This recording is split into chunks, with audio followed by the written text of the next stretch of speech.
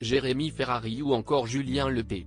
Les langues commencent à se délier après le terrible accident causé par Pierre Palmade.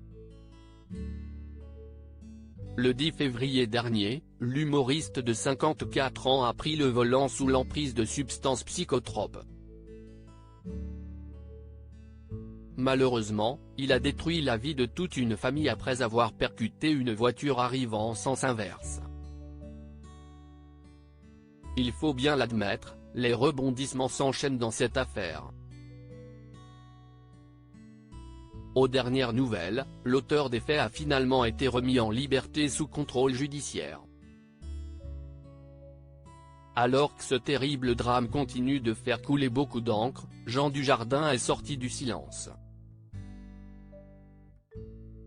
Dans les colonnes du magazine Paris Match, le compagnon de Nathalie Péchala a donné un avis bien tranché sur cette sombre affaire.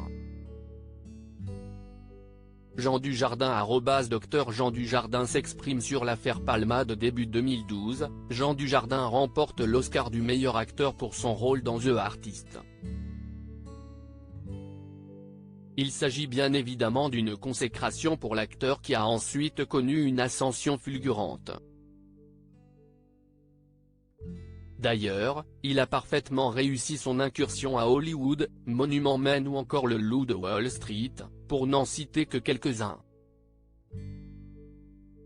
Figure emblématique du cinéma français, Jean Dujardin fait partie des personnalités appréciées du public.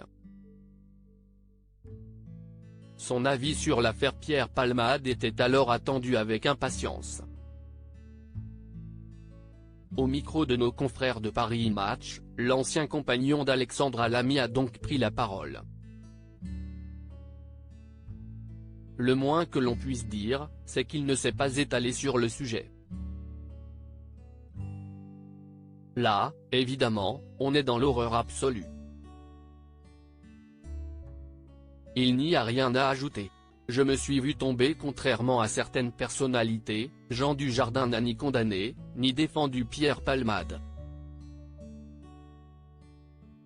Le comédien déplore néanmoins l'engouement autour de cette affaire. Par ailleurs, le quinquagénaire a évoqué ses soirées arrosées. La star de la saga OSS 117 a cependant affirmé qu'il n'a jamais consommé de drogue.